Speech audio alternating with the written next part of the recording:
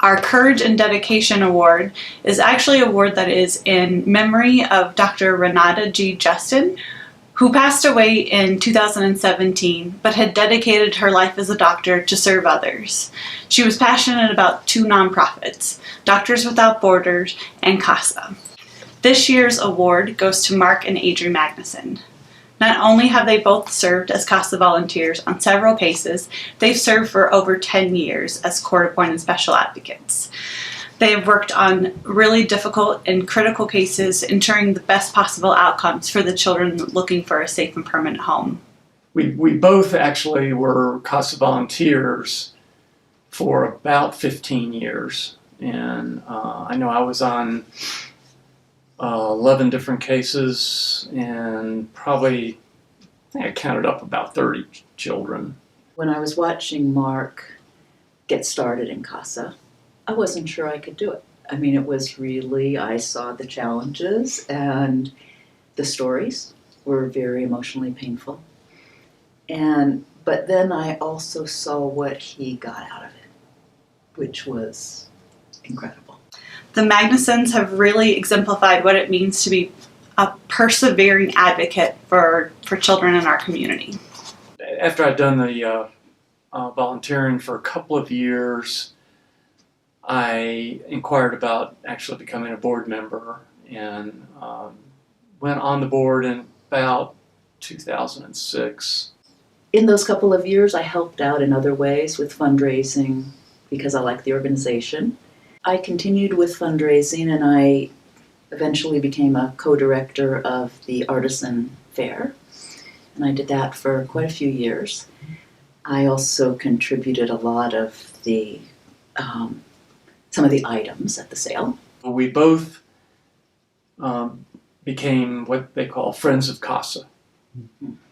This is after I had stopped being a volunteer. I think you were still volunteering at that point. And so that was an opportunity for us both to go out into the community.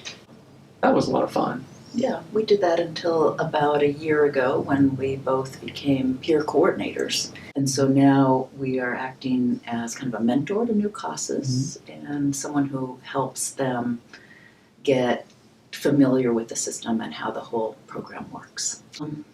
I've gotten a tremendous amount out of it. I really have.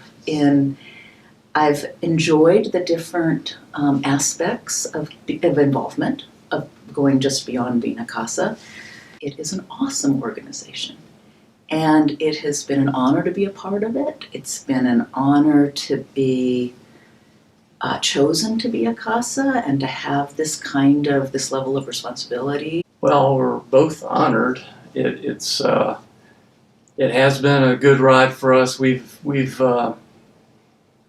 felt very good about giving to this organization, and if the organization feels that we're valued, then that's great. The 2019 Business Partnership of the Year Award goes to Timberline Church.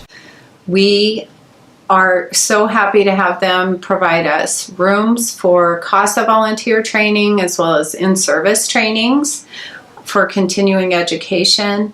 They also provide rooms for our annual Adopt a Family program, the Adopt a Family wrapping program that we have for our volunteers for pickup and wrapping parties. Here at Timberline Church, we so appreciate the work that CASA does in our community to serve abused, abandoned, and at-risk children here in Northern Colorado and our community at large. And it is a huge honor to receive an award like this. We could not do what we do without partners in our community like Timberline Church. We actually see it as a privilege to serve in our community and serve organizations like CASA and all the great agencies that are banded together and they're working to collaborate resources and really make a difference in the lives of children. Thank you so much for what you do.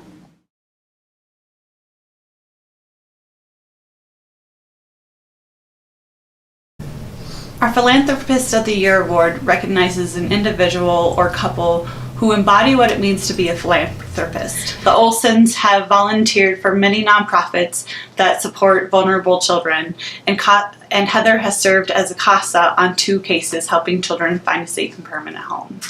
I became involved in CASA when I was called up for jury duty. And I went to jury duty and I did not get selected, but I was at the final round, so I stayed for opening statements. And 2 little girls that had to testify, they came in with 2 older women and they were clearly not their moms or grandmoms. So I just started asking around who they were, and it turns out they were CASAs. My interest came from her enthusiasm for it, which is pretty infectious, and I was excited to support her in her journey through being a CASA and then also being on the board of CASA.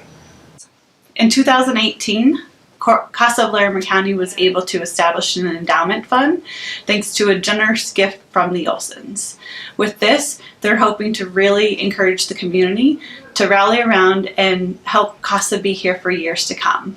Well, Karl and I talked, we really believe in the CASA program, and that so often children are stuck in a system that they can't get out of, and this is a way to give them their own voice and waylay fears of the legal system and the Department of Human Services and foster care system.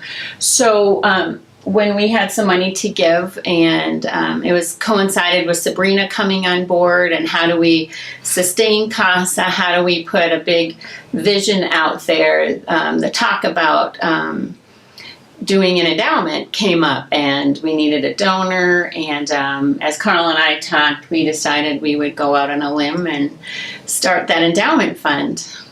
So often these children are in their predicament through no fault of their own. You know, you can't choose your parents, and this program is just so helpful for these many kids in our community that just don't have any way out, and CASA is a great way to help these kids get out of their often terrible situation.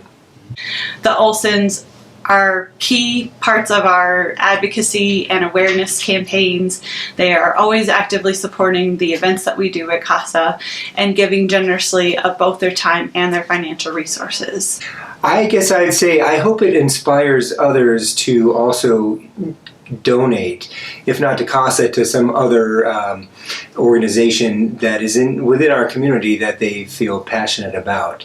I think everybody could take the lead in something, and for CASA, for us, CASA was a natural fit. I hope other people also look to CASA as a worthy local institution that helps the disenfranchised youth of our Fort Collins and Loveland and, well, all of Larimer County. Their intention is to create a lasting impact so that children for many years to come can have the advocacy of a court-appointed special advocate.